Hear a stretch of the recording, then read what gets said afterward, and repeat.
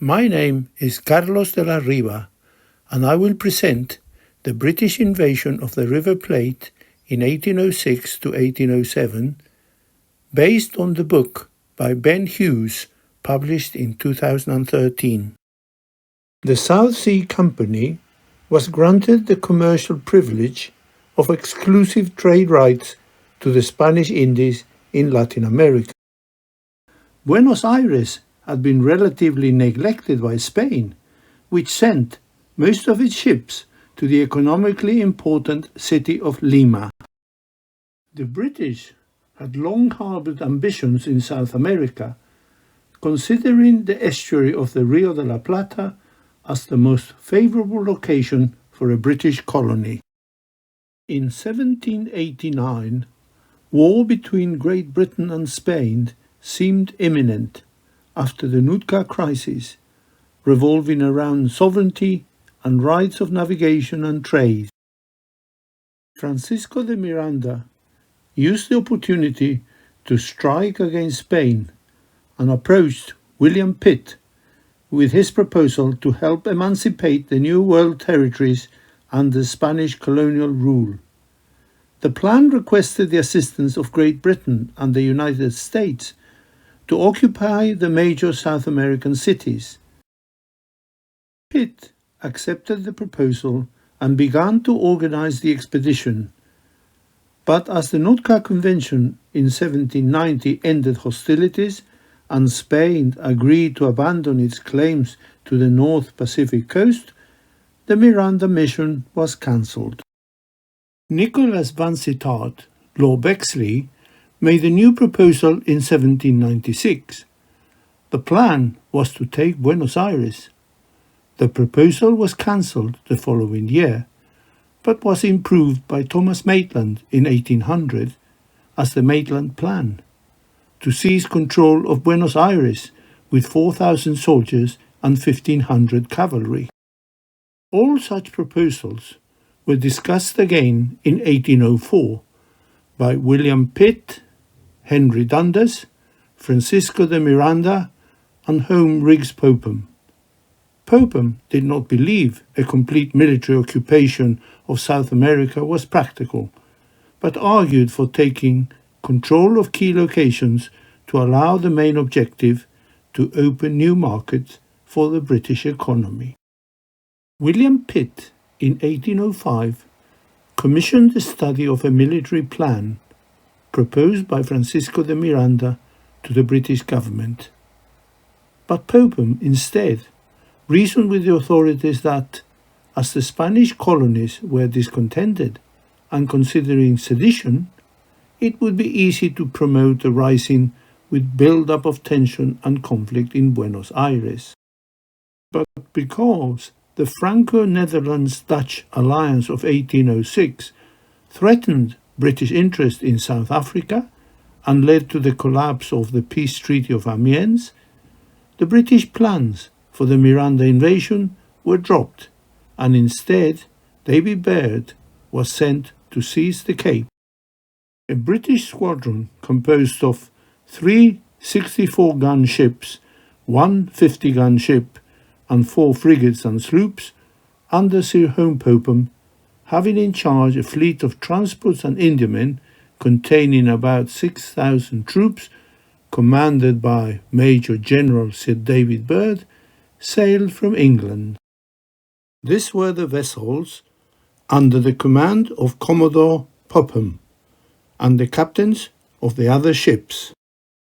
Popham expanded Howe's telegraphic signals or marine vocabulary and developed the world's first alphabetical flag system, with 10 numerical flags. His code included a numbered dictionary of 3,000 predefined words and sentences. The Admiralty adopted Popham's system to augment the 1799 signal book. The fleet left Britain on the 28th of August. Its destination was secret, but the concealed purpose was capturing the Cape of Good Hope.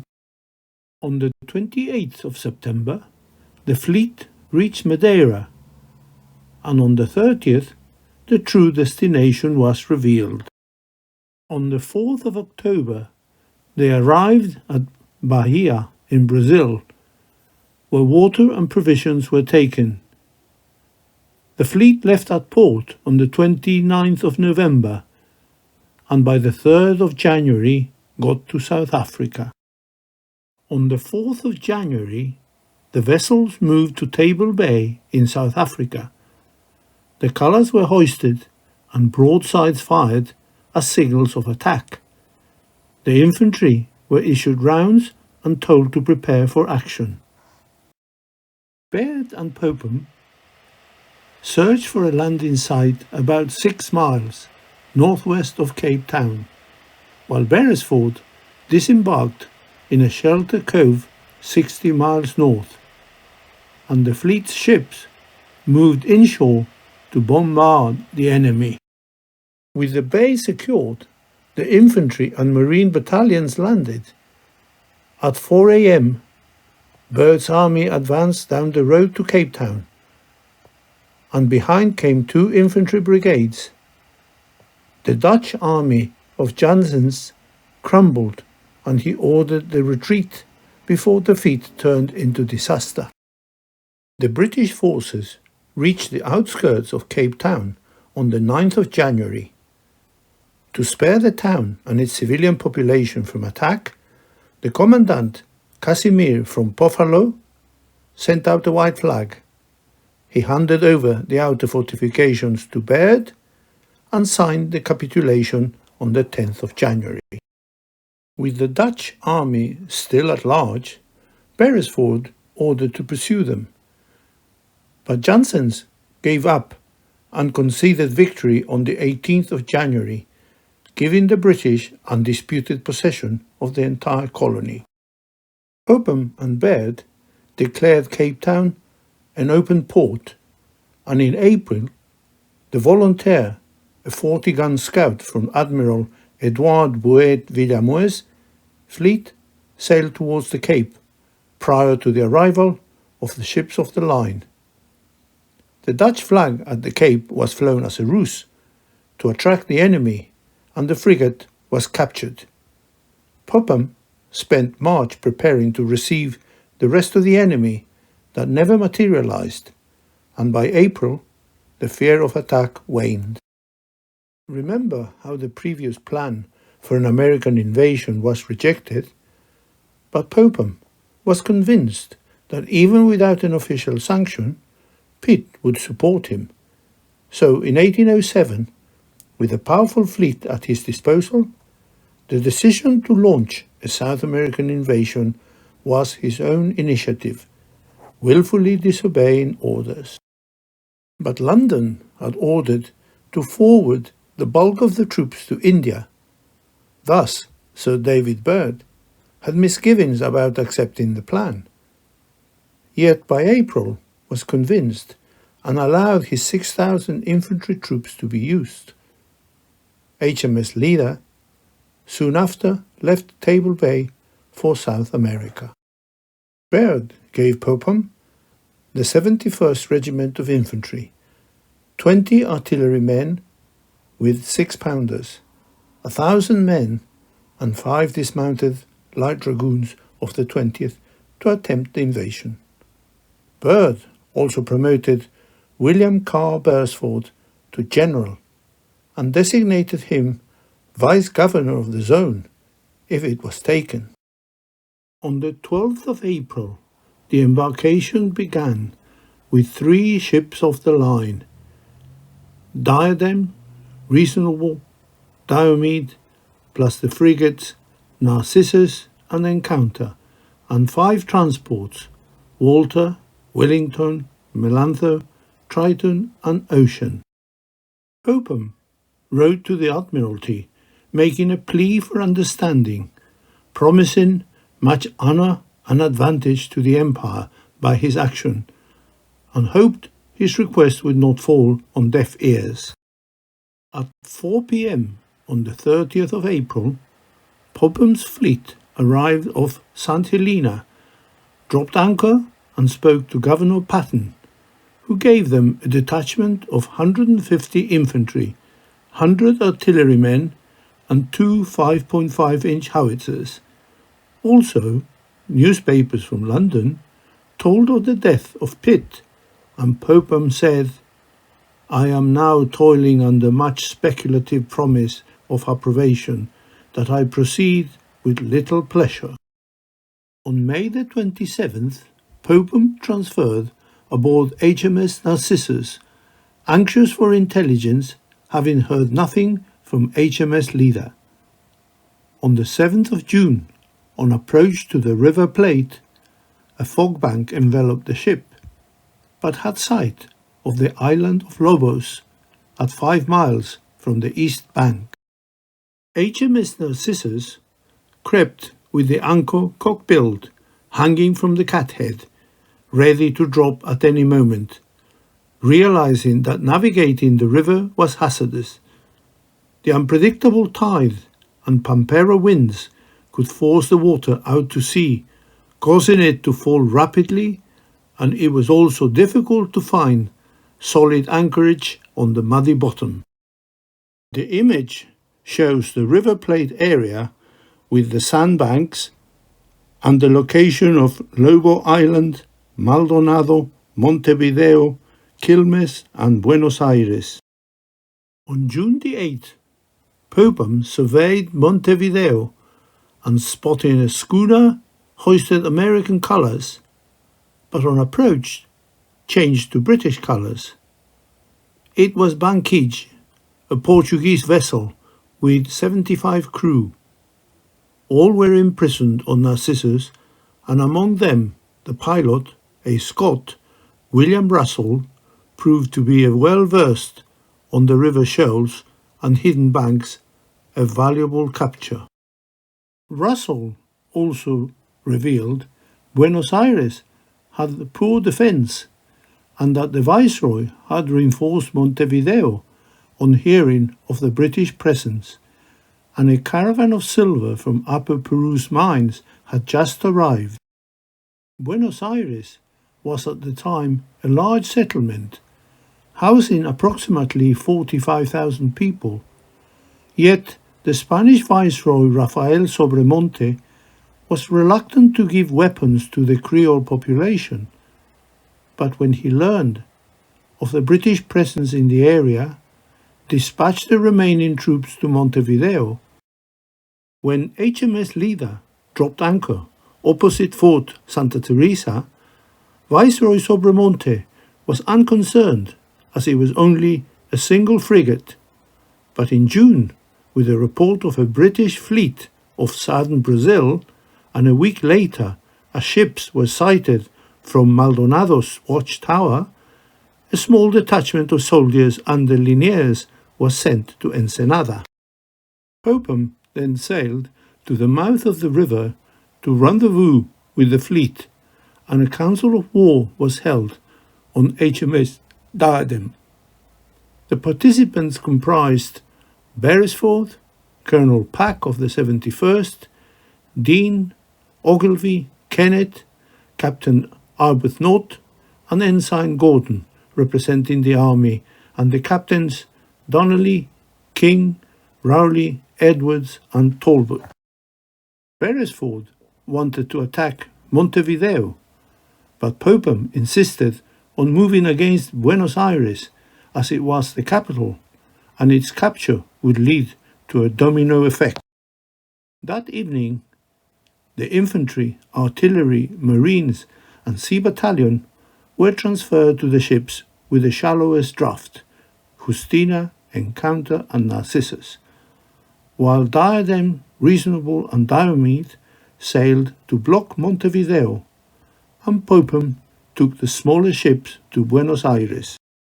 Thus, Justina and Encounter led the way, guided by the Scottish pilot from the captured Portuguese brig. But as Narcissus grounded on Chico Bank, they transferred 6 18-pounders, shot, and 57 people to the Encounter. This then lightened the weight of the frigate that was hauled off at 6:30 a.m. Early on the 24th of June, the fleet anchored off Quilmes' shallow bay. Popham hoisted signals to clear for action, and that evening orders were circulated that the landing would begin at dawn. Later, at 9 p.m. on June the 24th, Thompson, captain of the port of Buenos Aires, informed the viceroy that numerous British warships were at anchor off Quilmes. HMS Encounter had dropped anchor a mile from shore and lowered its boats. A flotilla of 21 small craft and Beresford disembarked 1,641 men who waded ashore. In the darkness, the pipers and drummers of the 71st played to call men into position, and the ship's boats made the final journey, bringing the cannon and howitzers to the shore.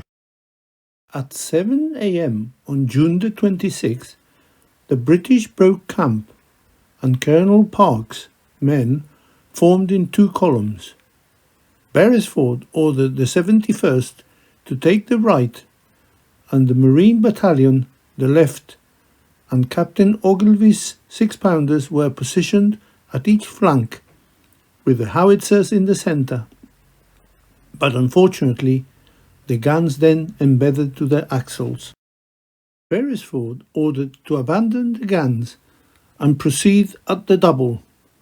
When the British were at 100 yards, two enemy cannons opened fire as the 71st fired 3 volleys of close-range musketry, fixed bayonets and charged. Pedro de Arce gave orders for the Spanish to retreat, and as they escaped, 2 of the cannons were left behind, which the British then used to fire upon the enemy. All these events were watched by Popham aboard HMS Narcissus through his telescope. At 4 p.m, Arce's cavalry arrived at Reducción, while the British 71st formed the vanguard, and the artillery at the rear made good progress traversing the undulating grassland. As they reached Santa Coloma, Beresford saw the bridge over the river in flames, and later, after crossing the Riachuelo Valley, found the structure entirely consumed by flames. Beresford waited until morning to start the attack, as the cannon and howitzers were positioned. Ogilvy soon found his range, when the 6-pounders and howitzers caused carnage through the Spanish ranks. The reply by the Spanish 2- and 4-pounders barely reached the British positions, and after a few more rounds, the men split up into smaller groups and left the field. Sensing victory, Beresford moved his men to the river bank, ordered sailors to swim across and capture the tethered Spanish boats on the other shore. As British troops made a pontoon and crossed the river, the Spanish fled, abandoning 3 cannon. By 11 a.m, the bulk of Beresford's men were formed upon the river's north bank.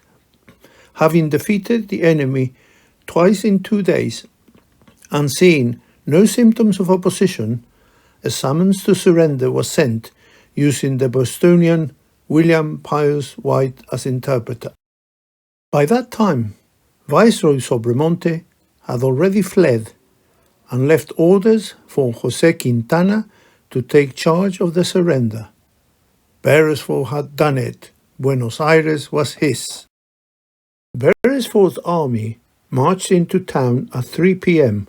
on the 27th of June, and at 7 a.m. next day, the British colours were hoisted on the fort. Popham, delighted at having witnessed the victory at Reducción, was rowed ashore on one of the frigate's boats. The main task now was securing funds to maintain the army and fleet. A garrison of 400, including the Royal Marines, the Sea Battalion, and Ogilvy's artillery, were stationed inside the fort.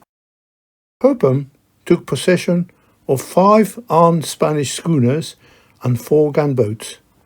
Beresford rode to Baird, asking for reinforcements from the Cape, and Lieutenant Groves was sent to take possession of Ensenada to have a post to fall back in case of problems. It was also revealed that Viceroy Sobremonte had been abandoned by his escort and left his treasure caravan at Luján. So Beresford ordered Captain Arbuthnot to set out in pursuit, and he found 684 pesos, 71 pigs of silver, and 72 pigs of copper, loaded on 19 wagons, which he escorted to Buenos Aires. On July the 13th, the 19 wagons of treasure arrived.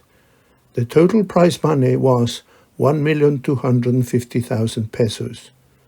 Byrd received £23,990, 5 shillings and 8 pence.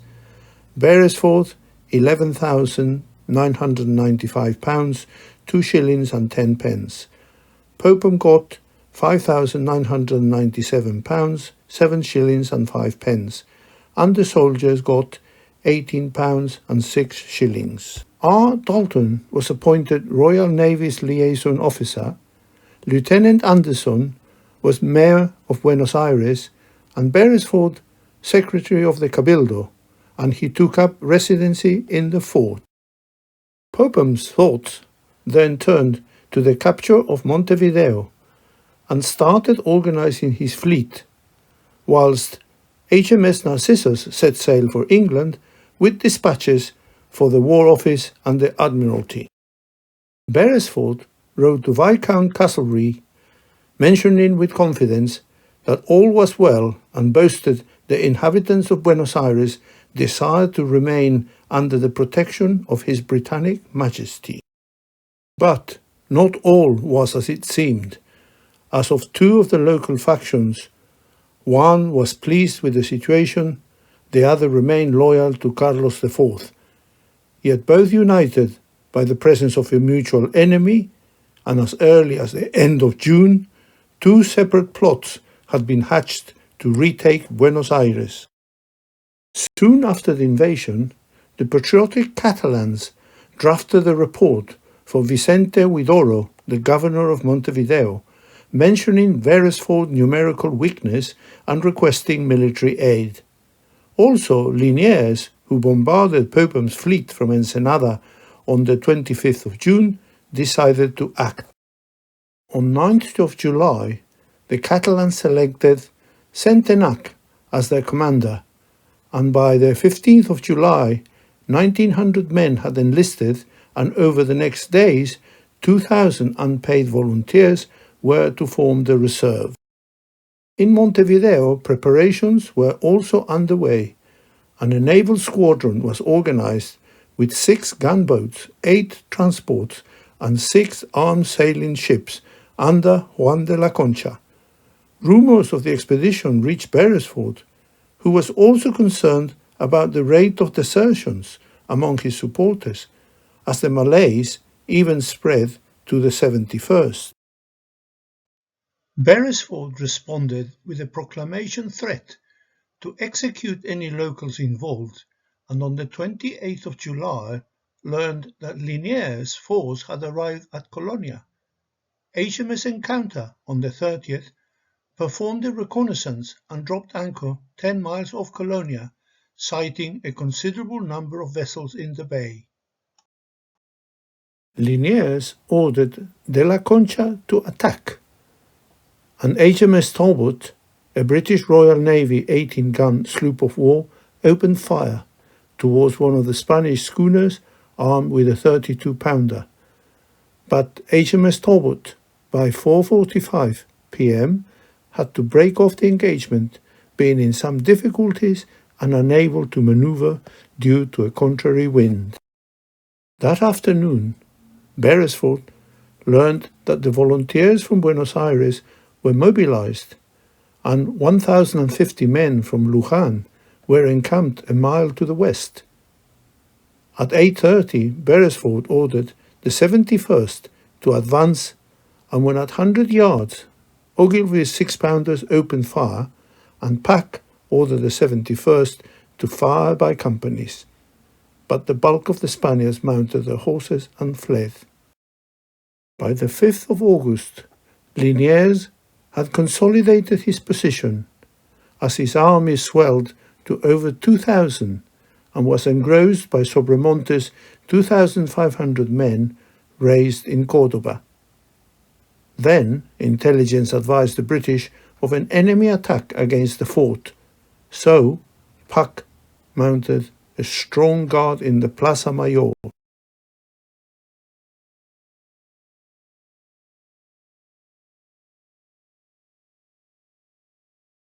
By that time, Beresford began to countenance defeat, as the Royal Navy officers were doing their utmost to engage the enemy, and Popham, safe aboard HMS Leader, was happy to leave the army and marines to their fate.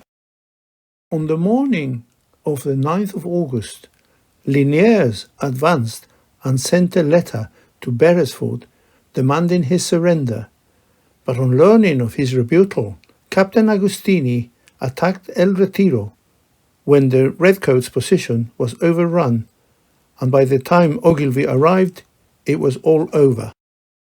The Royal Marines and sailors of Popham's Sea Battalion garrisoned the fort and deployed 7 cannon. That evening, the Spanish cut off British communications with the interior, and Liniers set up camp in El Retiro. In the fort, Beresford and Pack discussed the possibility of an attack, but several others had their doubts.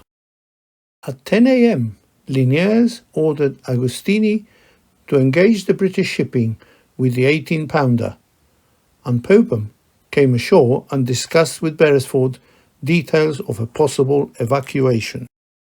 Under the cover of darkness, the Spanish occupied the churches in the Plaza Mayor, while the Bostonian William Pugh White tried to instigate negotiations and agree a bloodless withdrawal. Pueyrredon received the letter and proposed a meeting at 9 a.m. in Catalina Square.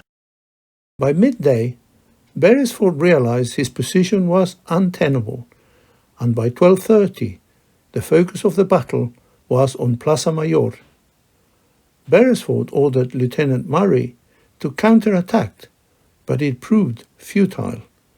By 1 p.m., Beresford realized the game was up. His guns were down to the last few rounds. 3 of his officers and 46 men were dead and 100 wounded. As the pipers and drummers played the retreat, the British ensign was lowered and a flag of truce raised in its place. But Captain Quintana begged Beresford to defuse the protest by raising a Spanish flag instead, and the Major General reluctantly agreed. At 3 p.m., Beresford left the fort for the Plaza Mayor, where Liniers embraced him and agreed the British would be treated as if they had surrendered with full honours. The officers would be allowed to retain their swords, while the men would be imprisoned for their own safety. At 4 p.m., Beresford returned to the fort and addressed his men. The humiliation was complete. The men were marched to prison, and at the gates, officers were separated from the men. Watching through his telescope aboard HMS Leader, Popham was concerned. The capture was a disaster, and with Pitt dead, he knew his enemies in Westminster would take full advantage of his humiliation. After the British defeat, a power vacuum was created in Buenos Aires. Armed mobs roamed the streets, and revolutionary ideas were in the air. Half of the rank and file of the British remained imprisoned, and Popham's fleet had disappeared downriver. Beresford and Liniers were discussing the terms of surrender, and copies of the capitulation were printed in English and Spanish. But reports of Sobremontes' return incensed the Porteños, who accused him of cowardice and banned his entrance into town. Pueyrredon was dispatched to intercept him and communicate the risk of being lynched by the mob if he returned. Meanwhile, at Buenos Aires, Beresford in the fort blamed Popham's avarice for his misfortune, and by 14th of August, Popham transferred his flag to HMS Diadem and sailed to Montevideo, where he attempted to secure Beresford's release. Popham issued Governor Huidoro with a thinly veiled threat proposing an exchange of prisoners, but insulted by the Commodore's tone, an evasive response was penned, while Popham ordered 2 transports to sail to Buenos Aires and pick up the troops. The transports arrived on the 17th of August, but the Cabildo pressured Liniers to go back on his word. Thus, with no definite timetable for their departure, the British were concerned and began to despair. Beresford met with Liniers as he proposed to embark the British at night at a place out of sight of the townspeople, but the plan was foiled, as the Cabildo threatened Liniers would be arrested if he carried out the plan. On 27th of August, the Cabildo announced the transfer of the British rank and file to the interior, while the fate of the officers remained in the balance. In late August, Liniers and the Cabildo began raising a new army in case the British attacked again, and by October 8,500 men were under arms, while 120 miles east, Popham remained locked in dispute with Huidoro. After 44 letters had been exchanged concerning the fate of British prisoners, with no visible solution, the Commodore's mood was darkening. Meanwhile, by 28th of August, Popham learned the identity of his new masters in Westminster, with whom he began an ingratiating correspondence. On the 1st of September, the Cabildo's version of the capitulation was published and distributed, stating the British troops would be sent to the interior and the officers on their parole to Europe.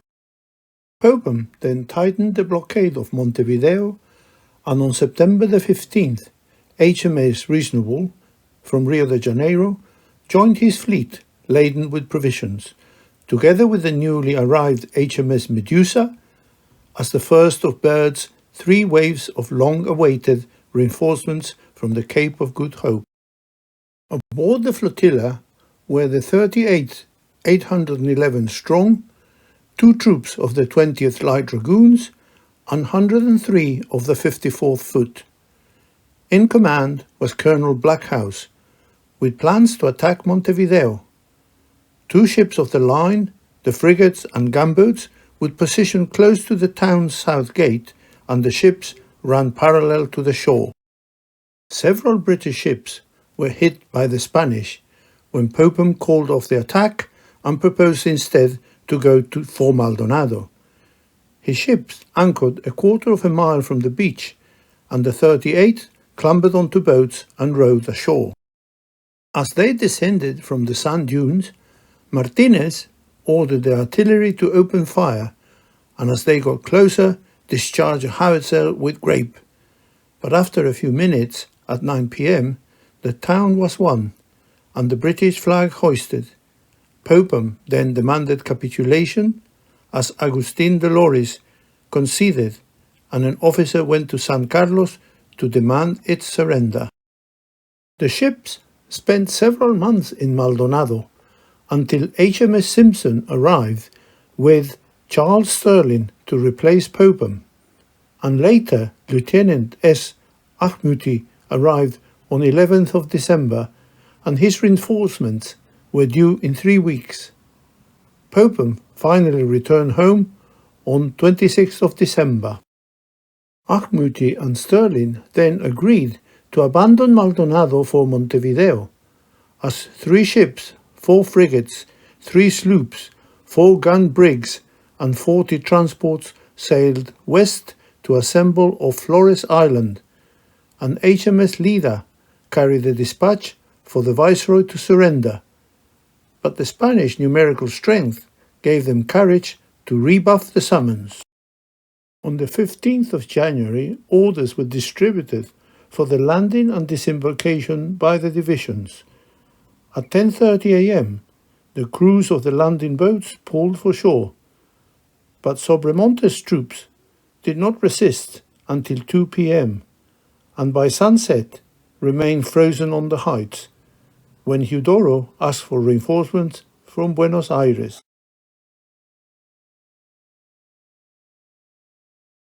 At daybreak, the British moved in 2 columns, having hauled some guns over the dunes. By 6 a.m., Sobremontes' 2,500 troops confronted the enemy, but Allende's cavalry subsequently fled, leaving the infantry exposed to full British fire and allowed them to advance to Montevideo. Halting at 2 miles from the massive town's wall, built of stone, 4 feet thick and 15 feet high, with a fort named Citadel.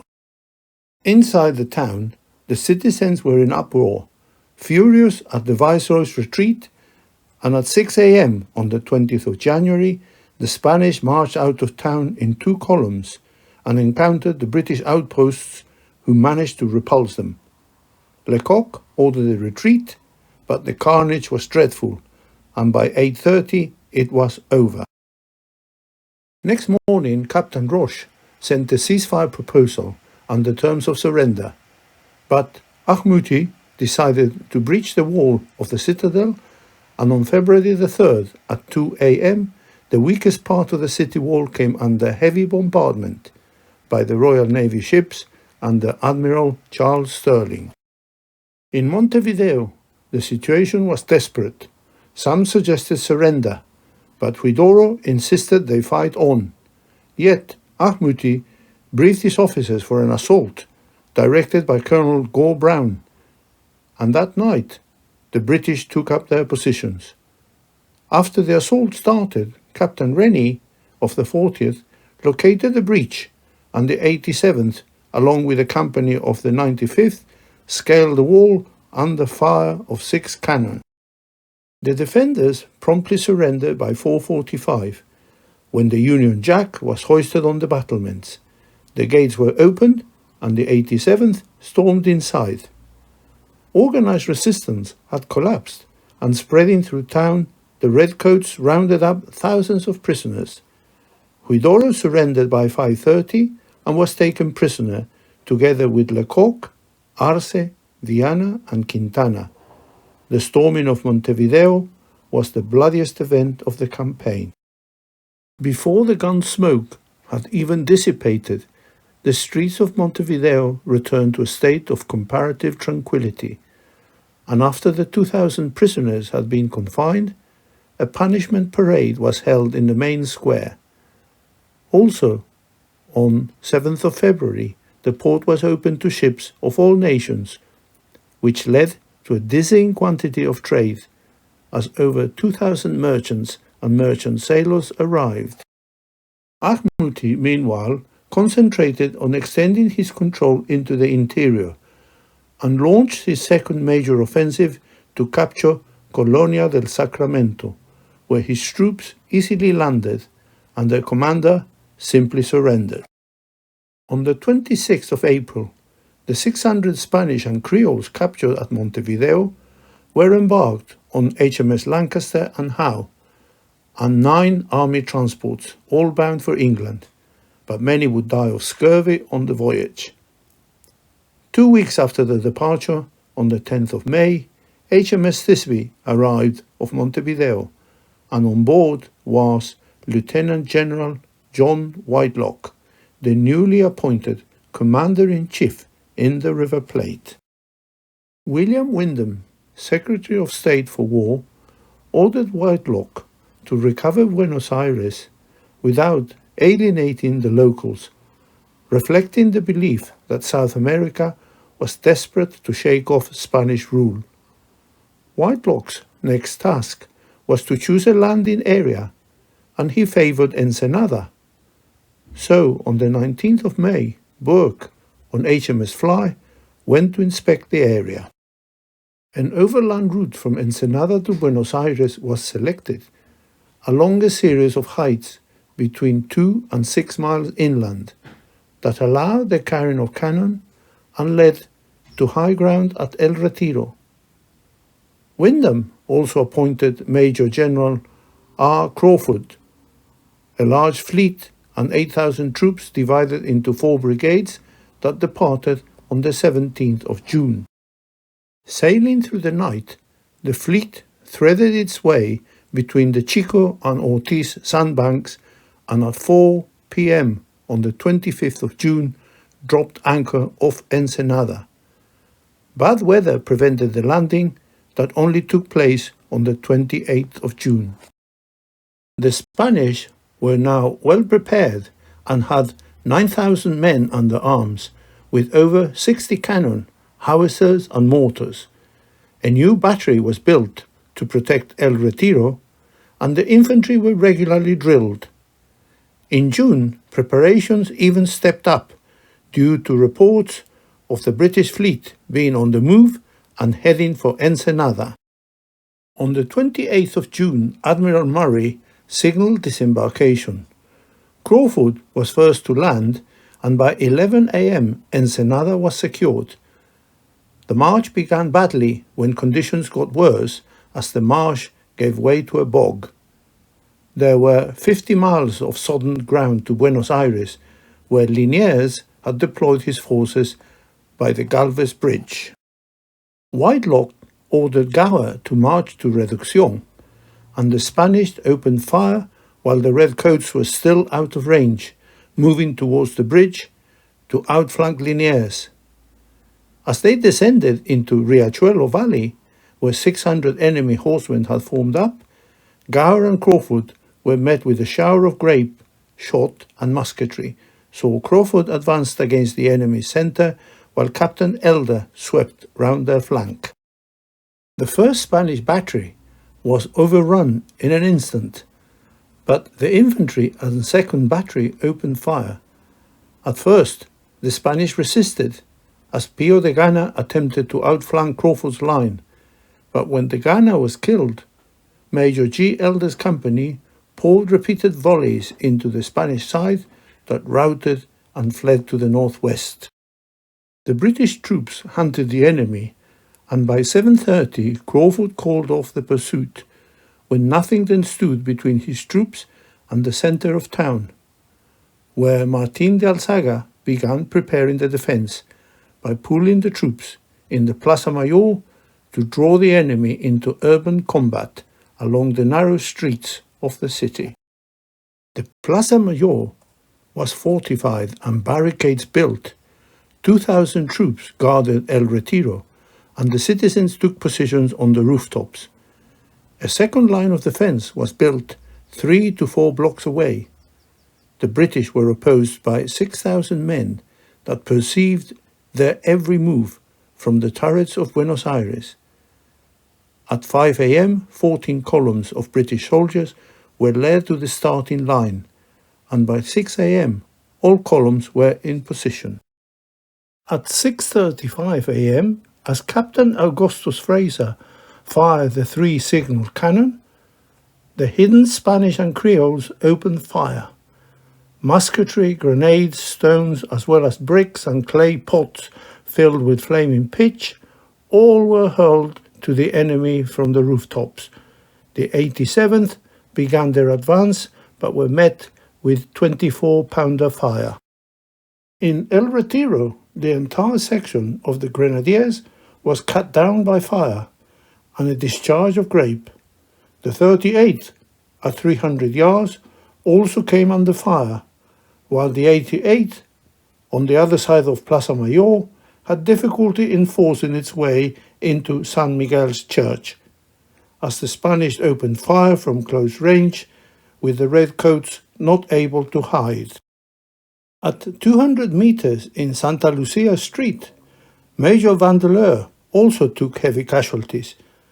while at the corner of Santo Domingo and San Martin streets, a wave of fire erupted as the British advanced. The whole of the company were either killed or disabled. Crawford's advance crossed the Correo, Catedral, and San Martin streets, and as he entered the fray, Pack and Cadogan's men were being decimated.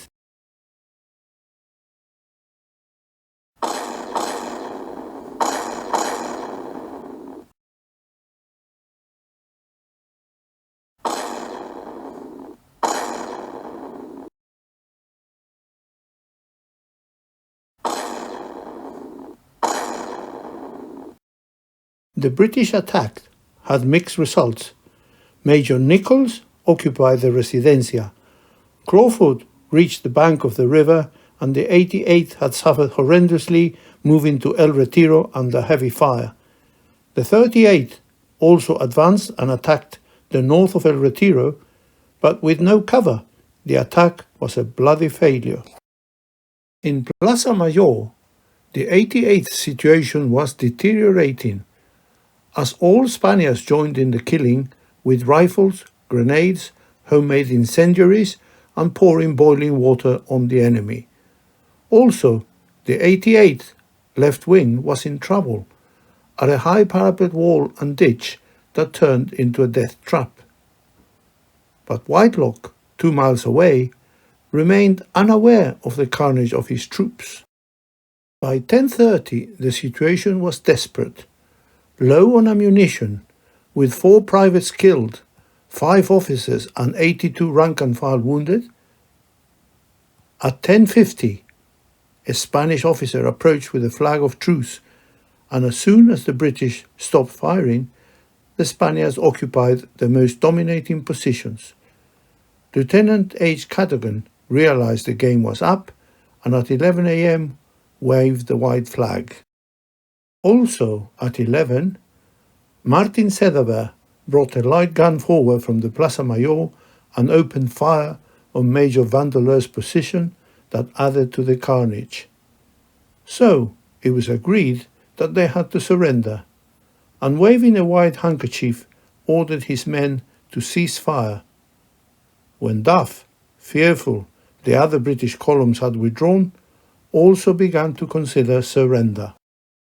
At 11:50, the enemy was admitted to discuss terms.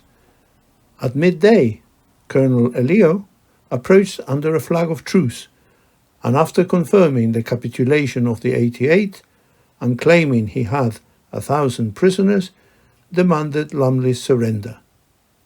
Crawford was also informed the 88th and other corps were taken prisoner, that his attacks failed, and that he should surrender. On the other side of Plaza Mayor, Lieutenant Trotter's men burst out of the gates of Santo Domingo, and the Spanish received them with a volley of fire.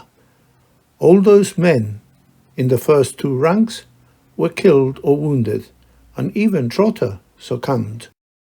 In the western suburbs, Whitelock was unaware of the surrender of Cadogan, Duff, and Vandeleur, when Crawford also concluded his only option was to surrender. At 3:15, a flag of truce was waved at the enemy. Colonel Elio wanted an unconditional surrender. Crawford agreed, asking his troops to lay down their arms and march out of the gates. In the town centre, the prisoners were herded into a walled courtyard. The officers were taken to Linier's quarters and showed the draft of the surrender proposal for Whitelock. The prisoners would be released in exchange for the evacuation of all British troops from Buenos Aires, on condition they sail immediately for England.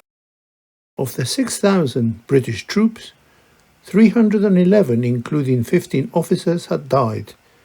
15 officers and 622 men had been wounded, and 3 officers and 205 men were missing. Ahmouti held 700 prisoners, while Liniers had 1,611 in the town centre. at 8 a.m., a messenger with a letter from Liniers and Alzaga reiterated the surrender of the 88 and announced the capture of Crawford and Pack's columns. The note included the terms of surrender and a threat that if such proposals are not agreed, the safety of the prisoners could not be guaranteed. The British, thinking of a second offensive, said the letter would be forwarded to Whitelock, who called the Council of War to consider the reply, but proposed a 24-hour ceasefire. With the surrender terms rebuffed, Liniers ordered to take Residencia, and Lieutenant Lach advanced and opened fire on the British position. At 12:30, the British replied, opening fire on the fort with 24-pounders from the gunboats, but Agostini's gunners found the range and hit the gunboats that upped anchors and left. At 1 p.m., Whitelock arrived at El Retiro, met with Gower and Ahmouti, and reflected that more than half its troops were killed, wounded or imprisoned, and the rest were fatigued and exposed. Also mentioned was the difficulty of obtaining ordnance stores, and it was concluded that if better surrender terms could be obtained, they should accept the outcome. Whitelock had made up his mind and signalled the gunboat captains to silence their guns, and a flag of truce was hoisted on the bullring at 3 p.m. The British wanted A. to remain in Montevideo for 4 months, B. no disruption to supplies, C. that the troops be allowed 10 days to evacuate, and that commerce on the River Plate would be open and free. Liniers agreed to the demands, and Gower returned to El Retiro at 7 p.m. with the details, where the reaction was anger and disbelief. On the morning of the 7th of July, Whitelock showed Burke the terms and notice of the truce sent to Corrales. Once Rear Admiral George Murray signed, Captain Whittingham was sent to bring Liniers to El Retiro. By mid-morning, the prisoners got to El Retiro. The 45th arrived from the Residencia, and hostages to be left in Buenos Aires were chosen. The evacuation began on the 9th of July, as troops were rowed to the transports. HMS Saracen departed for England with Ahmouti, Crawford, Burke and Holland. By the 12th of July, the evacuation was complete, and on 14th of July, the fleet anchored off Montevideo and published a proclamation ordering all British citizens to be ready to leave by 6th of September. The last of the sick and wounded left Buenos Aires on the 25th of September. The leading ships of Whitelock's army touched at Spithead on the 5th of November, and Whitelock took a carriage to Whitehall to make his report. On the 14th of September, the Times termed the defeat the greatest disaster felt by the country, and the public demanded an enquiry. On the 28th of January 1808, Whitelock took the stand alone and was charged with 4 counts. He pleaded not guilty. The trial lasted 31 days, and on the 18th of March, he was pronounced guilty on 3 charges. His punishment was long debated and was sentenced to be cashiered out of the army and declared totally unfit to serve His Majesty in any military capacity whatsoever. Captain Elder acted as a witness in the court-martial after the failed invasion of Buenos Aires. This signalled the end of his career, whilst Popham emerged from the affair with his prospects undiminished, and in 1817 was given command of the Jamaica Squadron.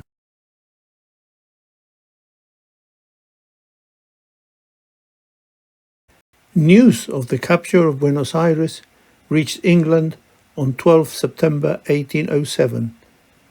When the frigate arrived at Portsmouth, the celebrations began.